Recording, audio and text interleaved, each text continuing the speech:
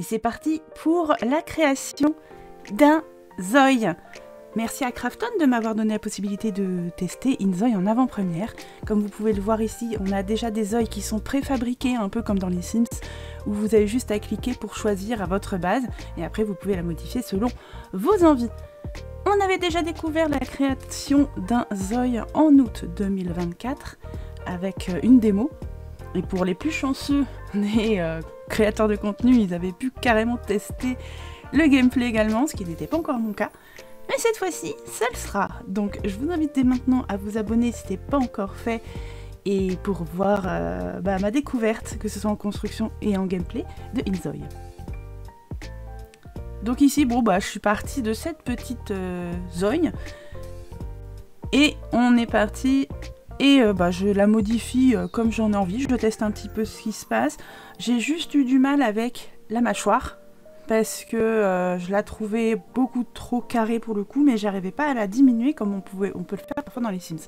Comme vous pouvez voir, il y a beaucoup de features qui sont là, il y a aussi des petits grains de beauté, il y a beaucoup de choses, c'est vraiment modifiable à l'infini, j'ai envie de dire.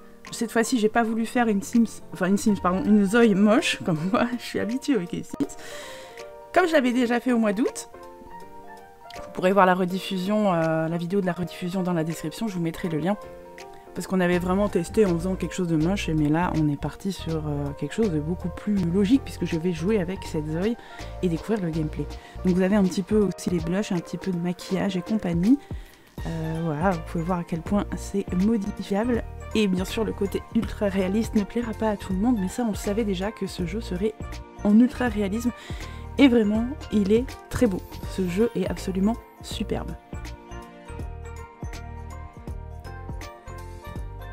Donc vous voyez, vous avez même différentes façons d'illuminer le visage. Vous avez aussi des tatous. Hein, qu'on n'a pas besoin d'avoir une extension pour avoir des tatous. Ça, c'est plutôt bien. Et la partie cheveux et coiffure. Alors je trouve qu'au niveau cheveux, il n'y a pas non plus masse de choix. Et s'il y a une petite chose à dire quand même sur les cheveux, c'est peut-être la texture que je trouve un peu bizarre. Voilà, peut-être que je suis trop habituée aux Sims et aux Maxis Match, qui sont en fait, voilà, là on dirait quand même des CC un petit peu... Bon, en fait j'ai l'impression qu'il n'y a juste pas assez de cheveux sur la tête. Mais en tout cas, au niveau de la roue des couleurs, c'est juste parfait. On peut vraiment choisir la teinte que l'on veut. Et en plus, on peut personnaliser carrément les teintes de plusieurs mèches, c'est ce que j'avais fait justement à la découverte au mois d'août. Et c'était vraiment hallucinant, on se croirait dans les Sims 4. Pour le body type, on a quand même pas mal de différences et on peut aussi modifier comme on a envie. Moi je suis partie sur une forme un peu voluptueuse, justement, et on peut mettre beaucoup de fesses, pas de fesses, on peut mettre un peu de ventre. Bon après, faut pas oublier que c'est un jeu à la base coréen, donc les formes rondes, les formes de gros, entre guillemets, ils savent pas trop faire, hein, parce que je crois qu'ils connaissent pas assez, malheureusement, donc je suis partie quand même sur, on va dire, avec des formes, mais pas non plus trop de formes.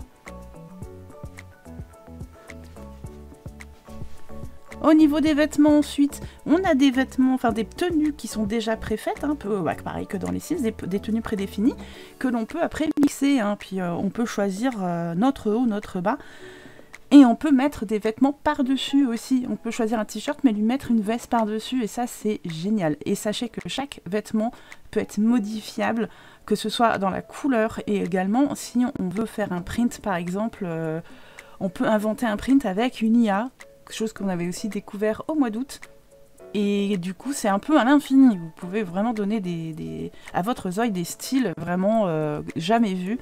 Moi je suis restée un petit peu entre guillemets basique, je me suis limitée à ce qu'on me présentait, et il y avait ce jean très sympa aussi, pas de def, un peu je sais plus comment on appelle ça, bootcut, pardon, bootleg c'est pas la même chose, bootcut, et je suis partie là-dessus, je la trouvais mignonne, avec les cheveux violets évidemment, parce que je voulais faire quelqu'un qui était un petit peu artiste, un peu excentrique sur les bords, et donc je suis partie là-dessus.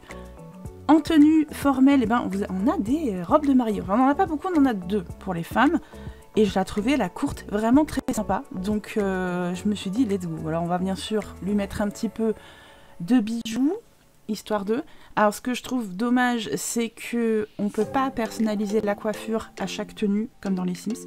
Et pareil pour le maquillage, c'est enfin voilà, c'est un maquillage pour toutes les tenues. Bon, pour l'instant, après, ça va peut-être se développer également. On n'est pas à l'abri d'une modif. Et là, je vais rajouter un petit piercing au nez sur toutes les tenues, comme ça, au moins, je sais qu'il y est et qu'il n'y a pas de souci. D'ailleurs, quand vous ajoutez, et vous voyez, vous ajoutez les vêtements sur la droite de l'écran, et en fait, sur la gauche, vous avez tout ce qui est empilé sur le Zoï, et vous pouvez les supprimer d'ici, parce que moi, des fois, j'avais du mal à trouver où c'était le chapeau ou quoi, donc en fait, j'avais supprimé d'après sur la gauche. Donc ici on est sur la tenue de petit pyjama, donc je suis partie sur un petit truc, un petit délire un petit peu simple mais printanier, voilà, j'avais envie de verdure. On a aussi une tenue de soirée, donc la robe à paillettes Let's Go. C'est pareil, après les vêtements, il n'y en a pas non plus des milliards, mais comme ils sont personnalisables à fond, on peut y aller quoi. Quelques accessoires par-ci par-là, des bijoux, une couronne, une tiare, c'est magnifique. Et comme... Pareil, j'aurais mis une autre coiffure pour cette tenue-là, mais je peux pas. Enfin, du moins, je change pour toutes les coiffures, donc c'est un peu dommage. Vous voyez qu'on peut mettre du vernis, des bijoux comme des bracelets et compagnie. On a aussi donc tenue de sport, tenue de bain, tenue de dodo. Enfin, on a vraiment les mêmes tenues, les mêmes trucs que dans les Sims.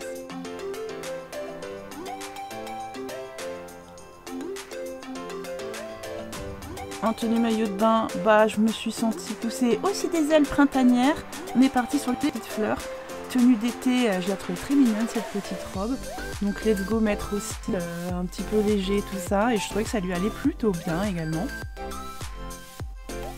En tenue d'hiver, bah, on est parti sur quelque chose de quand même, bah, comment dire, couvert, mais avec du style, vous allez voir. Vous allez voir, ça va pailletter un petit peu. J'ai peut-être mis des paillettes. mais rien de trop, hein, quand même. Hein. Alors là, je me disais, mais pourquoi je le mets en suite, mais ça marche pas? Parce qu'en fait, j'avais une veste par-dessus. C'est un réflexe qu'on n'a pas forcément. Ici, j'ai testé un print avec une IA. J'avais demandé un chat qui chevauche une licorne dans la galaxie avec des arcs-en-ciel. Vous allez voir que c'est pas du tout ça. Voilà, il m'a fait une espèce de chevalier. C'est pas du tout ce que je voulais. Moi, je voulais un chat sur une licorne. Mais c'est pas grave. Donc, finalement, j'ai abandonné l'idée. Je vais pas me battre avec une IA. Peut-être qu'il comprend pas encore le français, puisque le jeu est encore en développement et n'est pas traduit entièrement en français. Il y a quand même 58% du jeu qui est traduit, mais c'est déjà pas mal. Et voilà, pour la tenue d'hiver, je me suis arrêtée sur ce pantalon à paillettes, un petit haut vert et la doudoune avec un petit bob. Et ça lui allait, mais grave bien. Pour le nom, je me suis fiée un petit peu à ce que le jeu nous proposait. Et j'ai eu un coup de cœur pour le prénom Cléo. Je trouvais que ça lui allait super bien. C'est pas trop commun. Et je voulais pas qu'elle soit trop commune non plus. Et pareil pour les noms de famille. Alors des fois, on sait plus si c'est un nom ou un prénom. Vous allez voir que même dans le gameplay, quand vous rencontrez des gens, vous savez pas c'est quoi le prénom du personnage. Et là, il y a un choix à faire avec le trait principal de votre Zoï. Donc vous avez charismatique, sociable, dynamique, et moi j'ai choisi artiste. Et après vous avez le studio photo si vous voulez, chose que je m'étais beaucoup amusée aussi quand j'avais fait la découverte en août. Je vous invite aussi à regarder la rediff si vous l'avez pas déjà vue. En tout cas, elle me plaît bien cette petite Cléo Jacobs. Elle nous fait des pas de danse, elle pose, elle a du style. Moi je l'aime bien, je la trouve mignonne. Et on découvrira un peu plus son caractère avec le gameplay.